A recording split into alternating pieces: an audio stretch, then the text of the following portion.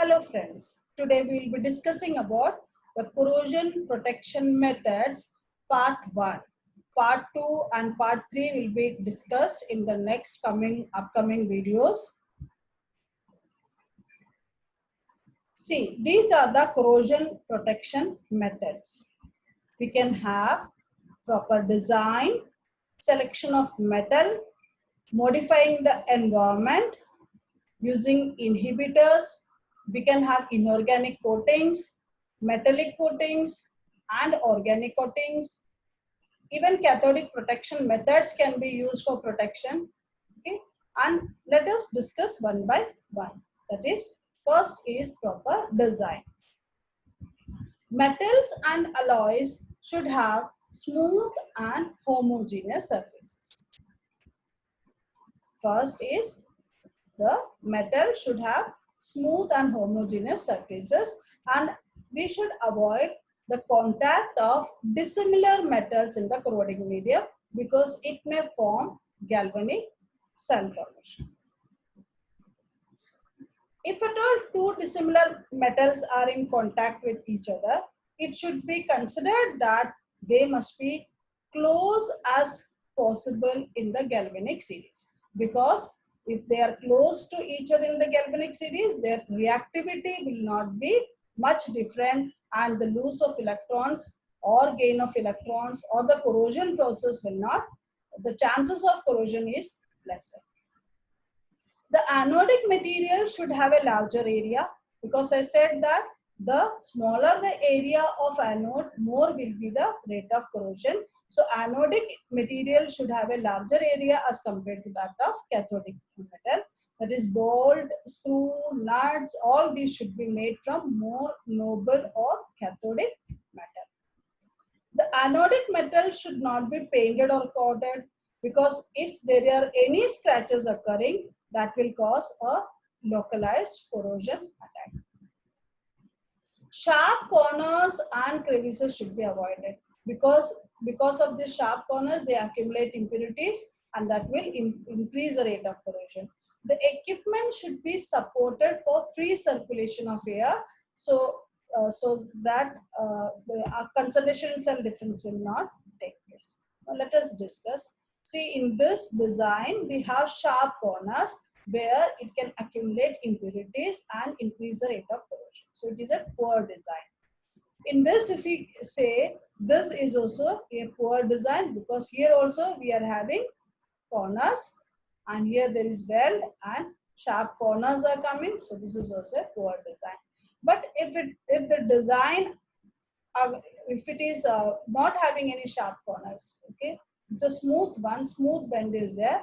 In that case, there is lesser chances of formation or accumulation of the impurities, and it will be a better design as compared with that of these two designs. So we must avoid the sharp corners in the designs. The other design we have, here we have crevices, bolt joint. See, you can see this is a poor design. If we have another one, here we are having the weld joints where we are avoiding these crevices. Here there are no crevices, so it is a better one. And if you have such type of design where this type of corners also we are avoiding in this design, so this is a better design, and this is the best design because we are not having weld joint separately creating any non-uniformity. So here there are no uniformities, properly designed, properly we have jointed. So this is the best design for the welding process. Here we have a tank. Here, if you consider this design, this is a flat surface where the water can collect. So this is not a good design. If it is made U-shaped, then the collection of water here will be reduced. So that is a good design. Okay. And here also such type of thing if you do, then this is a poor design and this is a better good design. Okay, because this is the corroding zone.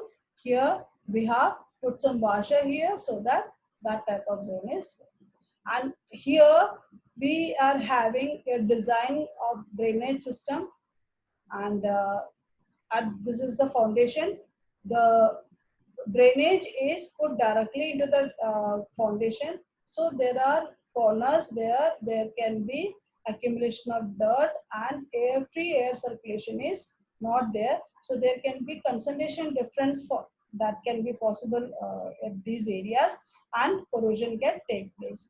But if the foundation is of this type, like we are giving a space where free air circulation is possible, then the corrosion can be stopped. Now, when we select a metal, pure metal should be preferred, but we know that pure metal is not very strong. So many cases we need to make some combination. So we generally prefer alloys. Okay. So instead, we can have, if we cannot have pure metal, then we can use an alloy which can avoid corrosion. Certain alloys are more resistant to corrosion than pure metal because it is of homogeneous nature. So internal stresses and corrosion can also be reduced by the heat treatment. Environment can also be modified, like deaeration can be done so that we can prevent corrosion. Deactivation by using the chemicals like sodium sulfide, hydrogen, these can remove oxygen. So if oxygen is not there, then that also will reduce the corrosion process. Neutralization can be done by using like neutralization of acid can be done by bases, and vice versa we can do. For example, corrosion due to H2S, HCl, SO2, CO2, all these can be minimized by injecting neutralizers like ammonia and sodium hydroxide. So acidic are neutralized by bases. We can use inhibitors also. Inhibitors are nothing but the substance which is added to corrosive medium that can decrease the corrosion rate. And we have different types of inhibitors, anodic inhibitors and cathodic inhibitors. The anodic inhibitors get adsorbed, that is, inhibitors are anodic to the metal. Anodic inhibitors means the inhibitors that we are using is anodic to the metal.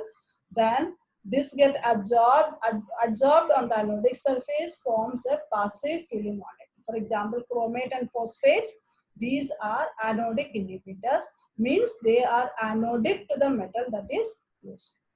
Cathodic inhibitors slow down the reactions taking place. Means the cathodic inhibitors means the inhibitors are cathodic in nature.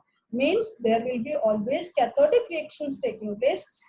In cathodic side, we have two different reactions mechanism: hydrogen evolution or oxygen absorption reactions, depending upon the media. So here the cathodic inhibitors slow down these reactions, the hydrogen evolution reactions. So organic inhibitors like amines, substituted ureas, heavy metal soaps, these decreases the hydrogen evolution process, and magnesium, zinc, nickel, etc.